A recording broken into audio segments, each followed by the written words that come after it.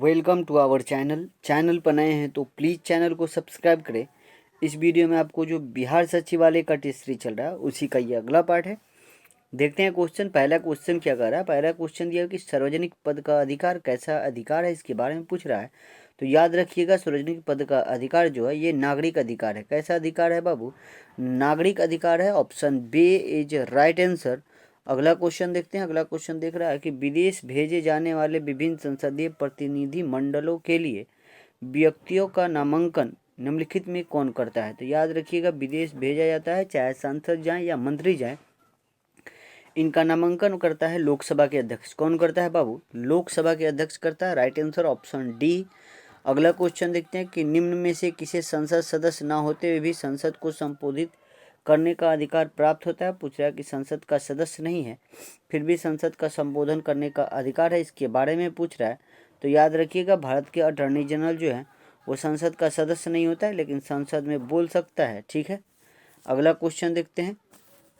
अगला क्वेश्चन दिया हुआ है कि हमारे राष्ट्रीय ध्वज के मध्य स्थित धर्म चक्र का रंग कैसा है? आसान क्वेश्चन है। राष्ट्रीय ध्वज जो है उसमें बोल रहा है कि जो धर्म चक्र है उसका रंग कैसा है? तो वो गहरा नीला है। कैसा है बाबू? तो गहरा नीला है। Option A is right answer. अगला क्वेश्चन दिया कि भारत में कुल कितने क्षेत्रीय परिषद हैं? क्षेत्रीय परिषद के बारे में पूछ रहा है कि भारत में कितने क्षेत्रीय परिषद हैं? तो कितने हैं बाबू? तो 5 क्षेत्रीय परिषद हैं। अगला क्वेश्चन देखते हैं। अगला क्वेश्चन, किस राष्ट्रपति के निर्वाचन के समय दूसरे चक्र का मतगणना करनी पड़ी थी? अच्छा क्वेश्चन है। कौन सा राष्ट्रपति जो था उसके निर्वाचन के समय जो था वो दूसरे चक्र का मतगणना हुआ था? तो कोई और नहीं था, वो बीवी गिरी थे। कौन थे बाबू? V V Giri. Option B is right answer. अगला क्वेश्चन देखते हैं कि निम्न में से कौन संघ सूची के अंतर्गत नहीं आता है? क्या बात कर रहा है? संघ सूची यानी केंद्र सरकार के अंदर का सूची है, उसके अंतर्गत नहीं आता है, इसके बारे में पूछ रहा है। तो याद रखिएगा, टेलीफोन आता है, डाक भी आता है, रक्षा विभाग आता है। लोक स्वास्थ्य जो है ना, ये संघ सूची में नहीं आता है। अगला क्वेश्चन देखते हैं कि राज्य लोक सेवा आयोग के सदस्यों का कार्यकाल कितने वर्ष होता है? राज्य के जो लोक सेवा आयोग होते हैं उनके जो सदस्य होते हैं उनका कार्यकाल पूछ रहा है कितना होता है। तो याद रखिएगा, कितने वर्ष होता है बाबू? तो 6 वर्ष होता है। ठीक है, अगला क्वेश्चन दिया कि पील कमीशन के सिफारिश के बाद भारतीय सैनिकों तथा यूरोपीय सैनिकों की संख्या का अनुपात। तो पील कमीशन कब बना था? तो 1857 के विद्रोह के बाद, 1857 का विद्रोह हुआ था, उसी के बाद ये पील कमीशन गठन किया गया था। और उस समय भारतीय सैनिक और यूरोपीय सैनिक का जो अनुपात बनाया गया था वो अनुपात था 2:1। कितना? 2:1, यानी 2 भारतीय और 1 यूरोपीय सैनिक थे। ठीक है, option D is right answer. अगला क्वेश्चन देखते हैं। अगला क्वेश्चन, किसने कहा था कि कांग्रेस याचना करने वाली संस्था है? कांग्रेस के बारे में बहुत से मतभेद है, बहुत से लोग बहुत बहुत बात बोले हैं। बोल रहा है कि ये बात किसने बोला था कि कांग्रेस याचना करने वाली संस्था है, इसके बारे में बात ये कौन बोला था? तो ये बिपिन चंद्रपाल बोले थे। कौन बोले थे? बिपिन चंद्रपाल बोले थे। ठीक है, अगला क्वेश्चन देखते हैं। अगला क्वेश्चन दिया कि सुलेखन क्या है? क्या दिया हुआ है? सुलेखन ये क्या है, इसके बारे में पूछ रहा है। तो याद रखिएगा, सुंदर हस्तलेखन है। क्या है बाबू? सुंदर हस्तलेखन को सुलेखन कहा जाता है। Right answer option A. अगला क्वेश्चन, सिंधु घाटी सभ्यता के दौरान अग्निकुंड का साक्ष्य किस स्थान से मिला है, इसके बारे में पूछ रहा है। तो याद रखिएगा, सिंधु घाटी सभ्यता में अग्निकुंड का साक्ष्य जो है वो प्राप्त कहाँ से हुए? तो कालीबंगा से। कहाँ से? कालीबंगा से। Option B is right answer. अगला क्वेश्चन देखते हैं कि कठोपनिषद किस वेद का उपनिषद है? तो कठोपनिषद जो है वो किसका है बाबू? तो यजुर्वेद का। ठीक है, यजुर्वेद का उपनिषद है। ठीक है, अगला क्वेश्चन देखते हैं कि किस प्रसिद्ध शासक ने कलिंग को मगध क्षेत्र में मिलाया था? क्या बात कर रहे हैं? कलिंग को मगध क्षेत्र में किसने मिलाया था बाबू? तो किसने मिलाया था बाबू? महापद्म नंद ने। कौन? महापद्म नंद ने कलिंग को मगध के क्षेत्र में मिलाया था। राइट आंसर कौन सा हो जाएगा? Option C is right answer. अगला क्वेश्चन देखते हैं कि किस अभिलेख में गौतमी पुत्र सातकर्णी का विजय का उल्लेख है? किसके बारे में बात कर रहा है? गौतमी पुत्र सातकर्णी का उल्लेख किस विजय में है? किस अभिलेख में उसके विजय की चर्चा, इसके बारे में पूछ रहा है। तो याद रखिएगा, नासिक का अभिलेख जो है इसमें गौतमी पुत्र सातकर्णी का विजय का उल्लेख दिया गया है। ठीक है, अगला क्वेश्चन देखते हैं कि जिल्ले इलाही की उपाधि किस प्रतिष्ठित साधक ने धारण किया था? कौन? जिल्ले इलाही किसने धारण किया था? प्रसिद्ध शासक के बारे में। तो कौन किया था बाबू? तो बलबन ने। कौन किया था? Balban. Option C is right answer. अगला क्वेश्चन दिया कि किस देश के सहयोग से राजा महेंद्र प्रताप ने काबुल में अंतरिम सरकार की स्थापना किया था? कौन किए थे बाबू? तो किस देश का बात कर रहा है? किस देश में राजा महेंद्र प्रताप ने काबुल में अंतरिम सरकार की स्थापना? कहाँ पे? काबुल में अंतरिम सरकार की स्थापना राजा महेंद्र प्रताप ने किया था। और किसके सहयोग से किया था इसके बारे में पूछ रहा है, तो याद रखिएगा किसके सहयोग से, तो जर्मनी के सहयोग से। ठीक है, option B is right answer. अगला क्वेश्चन दिया कि कंचनजंगा पर्वत हिमालय किस श्रेणी के अंतर्गत आता है? कंचनजंगा जो है पूछ रहा है कहाँ है? सिक्किम में है। ठीक है, पूछ रहा है कि हिमालय की किस श्रेणी में आता है, तो याद रखिए किस श्रेणी में आता है बाबू, तो ये बृहद हिमालय में आता है। किस में आता है? बृहद हिमालय में। ठीक है, option B is right answer. अगला क्वेश्चन देखते हैं कि मालदीव और मिनीकॉय के मध्य कौन सा चैनल अवस्थित है? किसके बारे में बात कर रहे हैं? मालदीव और मिनीकॉय, ये लक्षद्वीप के पास है। बोला इसके मध्य जो चैनल है कितने डिग्री चैनल है, तो याद रखिए कितने डिग्री है? 8 डिग्री चैनल है। कितना degree? 8 degree. Option A is right answer. अगला क्वेश्चन कि बिहार जलप्रपात निम्नलिखित में से किस नदी पर स्थित है? आसान क्वेश्चन है कि बिहार जलप्रपात के बारे में पूछ रहा है, किस नदी पे है, तो याद रखिएगा बाबू टोंस नदी पे है। किस पे है बाबू? टोंस नदी पे है। Option D is right answer. अगला क्वेश्चन देखते हैं कि लाल मिट्टी का लाल रंग किसकी उपस्थिति के कारण होता है? तो लाल मिट्टी का लाल रंग जो है वो लौह ऑक्साइड, किसके? लौह ऑक्साइड की अधिकता के कारण वो लाल हो जाता है। अगला क्वेश्चन देखते हैं। अगला क्वेश्चन दे रहा है कि कुल्सी एवं धनासिरी किसकी सहायक नदी है? दो नदी है, कुल्सी और धनसिरी। बोल रहा है किसकी सहायक नदी है, तो याद रखिएगा किसकी सहायक नदी है बाबू, तो ये ब्रह्मपुत्र की सहायक नदी है। Option C is right answer. अगला क्वेश्चन देखते हैं कि निम्नलिखित में से किस झील की अवस्थिति केवल एक देश में है? यहाँ पे झील दिया हुआ है, कौन सा झील है जो केवल एक देश में है, इसके बारे में पूछ रहा है। तो याद रखिएगा कौन सा झील हो जाएगा बाबू, वो मिसी नगर झील। कौन? मिशिगन झील जो है ना, मिशिगन झील। Option A is right answer. अगला क्वेश्चन देखते हैं कि फॉकलैंड जलधारा का संबंध किस महासागर से है? जलधारा दिया है, कौन जलधारा? फॉकलैंड जलधारा। बोल रहा है कि कौन सा महासागर में ये जलधारा बहती है, इसके बारे में पूछ रहा है। तो याद रखिएगा ये अटलांटिक महासागर में बहती है। कहाँ पे? अटलांटिक महासागर में बहती है। अगला क्वेश्चन देखिए कि भारत में द्वितीय हरित क्रांति की शुरुआत कब हुआ था?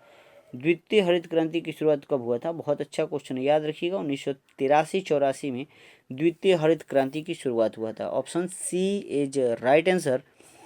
अगला क्वेश्चन देखते हैं कि निम्नलिखित में से कौन सा दर्रा उत्तराखंड में अवस्थित नहीं है? यहाँ पे दर्रा दिया हुआ है, बोल रहा है कि उत्तराखंड में कौन नहीं है, तो याद रखिएगा माना तो है, ये है, नीति भी है, और यहाँ पे दो को दिया हुआ है, इसमें से चुनना है। तो लिपुलेख दर्रा भी कहाँ पे? उत्तराखंड में। नाथुला दर्रा उत्तराखंड में नहीं है। राइट आंसर कौन सा हो जाएगा? Option D is right answer.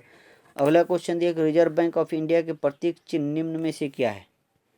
RBI का बोल रहा है कि प्रतीक चिन्ह क्या है। आसान क्वेश्चन है, तो याद रखिएगा है तार वृक्ष के सामने एक बाघ। ठीक है, तार वृक्ष जो होता है उसी के सामने एक बाघ, इसका जो प्रतीक चिन्ह है आरबीआई का। किसका बाबू? आरबीआई का। ठीक है, option C is right answer. अगला क्वेश्चन दिया कि नगद आरक्षित अनुपात तथा खुले बाजार की संक्रियाओं में विचरण किसके साधन है? बहुत अच्छा क्वेश्चन है। नगद आरक्षित अनुपात और खुले बाजार की संक्रियाओं में विचरण किसका साधन है पूछ रहा है। तो राइट आंसर जो हो जाएगा इसका मौद्रिक नीति का। किसका है बाबू? मौद्रिक नीति। Option D is right answer. अगला क्वेश्चन देखते हैं कि अन्नपूर्णा योजना की शुरुआत किस वर्ष हुआ था?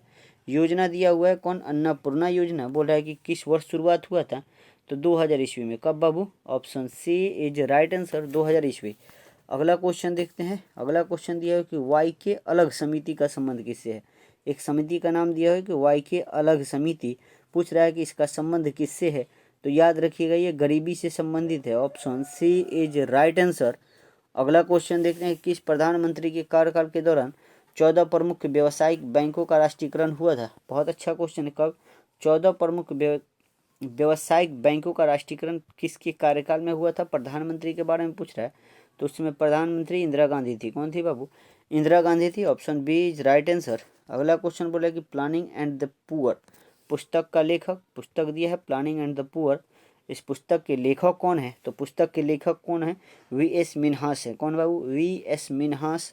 अगला क्वेश्चन देखते हैं। अगला क्वेश्चन विश्व विरासत संधि पर भारत किस वर्ष हस्ताक्षर किया था? किस पर? विश्व विरासत संधि पर भारत कब हस्ताक्षर किया था? तो बाबू याद रखिएगा 1976 में किया था। कब? 1976। Option D is right answer.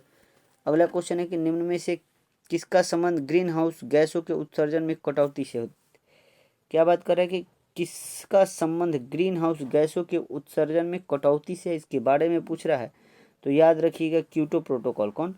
Kyoto protocol जो है ग्रीन हाउस गैस से संबंधित है, उत्सर्जन में कटौती से संबंधित है। ठीक है, option C is right answer. अगला क्वेश्चन देखते हैं।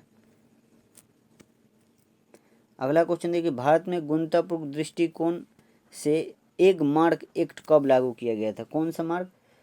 एक मार्क एक्ट कब लागू किया गया था, इसके बारे में पूछ रहा है भारत में। तो याद रखिएगा 1937 में। ठीक है, 1937 में। Option A is right answer. अगला क्वेश्चन देखते हैं कि दो निकायों के बीच ऊष्मा का प्रवाह की दिशा किस पर निर्भर करता है? दो गो निकाय है, उसके बीच जो ऊष्मा होता है, ऊष्मा का प्रवाह, उसकी दिशा किस पर निर्भर करता है, इसके बारे में क्वेश्चन है। तो याद रखिएगा उनके अपने तापमान पर। उनके अपने तापमान पर निर्भर करता है। राइट आंसर ऑप्शन ए हो जाएगा। अगला क्वेश्चन देखते हैं कि ध्वनि ऊर्जा को विद्युत ऊर्जा में परिवर्तन किसके माध्यम से किया जाता है? आसान क्वेश्चन है। किसके बारे में बताया? ध्वनि ऊर्जा को किस में? विद्युत ऊर्जा में परिवर्तन करने का माध्यम पूछ रहा है। तो कौन सा हो जाएगा बाबू? तो माइक्रोफोन। क्या हो जाएगा? Microphone. Option C is right answer. अगला क्वेश्चन, निम्नलिखित में से कौन आभासी बल का उदाहरण है? किसके बारे में पूछ रहा है? आभासी बल का उदाहरण कौन सा है, इसके बारे में पूछ रहा है। तो याद रखिएगा अपकेंद्रीय बल जो है एक आभासी बल है। ठीक है, option B is right answer. अगला क्वेश्चन देखते हैं। अगला क्वेश्चन कह रहा है कि विद्युत चालकता की यूनिट है किसका? विद्युत चालकता का यूनिट पूछ रहा है, इकाई पूछ रहा है, क्या होता है? तो विद्युत चालकता का इकाई जो होता है वो मोह होता है। क्या होता है? मोह। ठीक है, option A is right answer. अगला क्वेश्चन देखते हैं कि जब शुद्ध जल में डिजनेट डाला जाता है तो पृष्ठीय तनाव क्या प्रभाव पड़ता है? क्या बात करें कि शुद्ध जल में डिटर्जेंट डाला जाता है तो पृष्ठीय तनाव पर जो प्रभाव पड़ता है क्या हो जाएगा बाबू? तो पृष्ठीय तनाव हमेशा घट जाता है। ठीक है, option B is right answer. अगला क्वेश्चन देखते हैं कि वायुमंडल में पाए जाने वाली गैसों के प्रतिशत के आधार पर सही अवरोही क्रम बताना है। याद रखिएगा सबसे ज़्यादा तो नाइट्रोजन होता है। ऑप्शन में सब जगह नाइट्रोजन दिया हुआ है, सबसे ज़्यादा नाइट्रोजन होता है, उसके बाद ऑक्सीजन होता है, ये भी ऑक्सीजन दिया हुआ, उसके बाद हमको मिलाना है। तो याद रखिएगा सबसे ज़्यादा तो नाइट्रोजन, ऑक्सीजन, उसके बाद आर्गन हो जाएगा, उसके बाद carbon dioxide. Right answer option C. अगला क्वेश्चन देखते हैं। अगला क्वेश्चन दिया है कि जल गैस निम्नलिखित में से किसका मिश्रण है? क्या बात कर रहा है? जल गैस किसका मिश्रण है, इसके बारे में पूछ रहा है।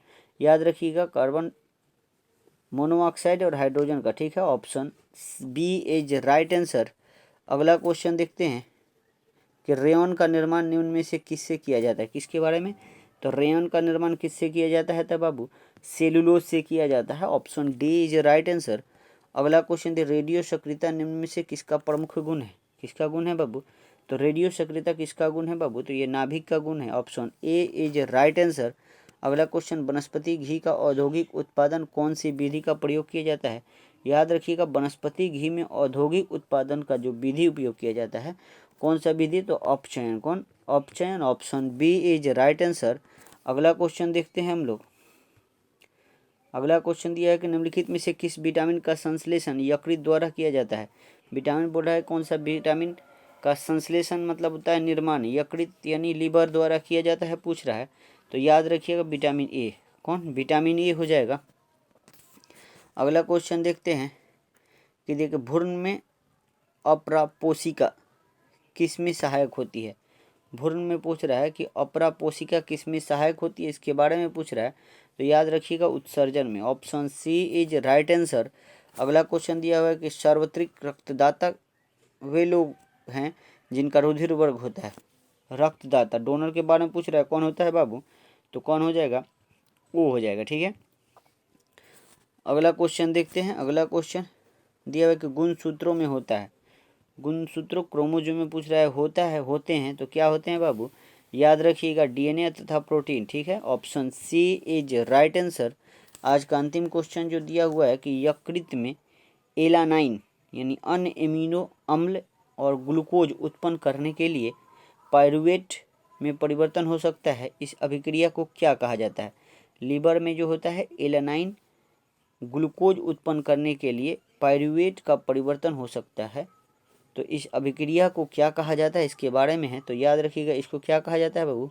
ग्लूकोनीमोजेनिस क्या कहलाता है? Option B is right answer, gluconeogenesis. ठीक है, आज के लिए इतना ही, मिलते हैं अगले वीडियो में। जय हिंद, जय भारत।